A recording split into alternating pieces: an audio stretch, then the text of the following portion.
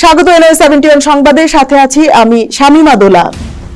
কাতার ভিত্তিক সংবাদ মাধ্যম আল জাজিরায় জামাতে ইসলামের আমিরের দেয়া সাক্ষাৎকারে নারীর প্রতি দলটির বিদ্বেষী আর হীন মনোভাব ফুটে উঠেছে।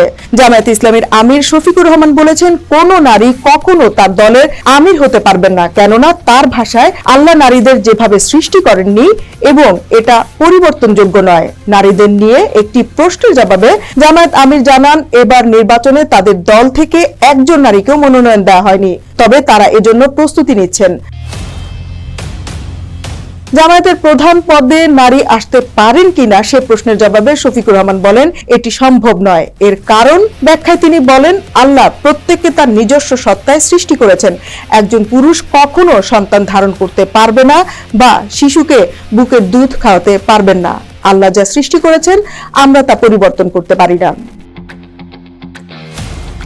তাহলে জামায়াত ক্ষমতায় আসলে নারীরা কি অনিরাপদ হবেন? এমন প্রশ্ন সাধারণ মানুষের। এখন এ পর্যন্তই। এনওয়াই 71 এর সাথেই থাকবেন।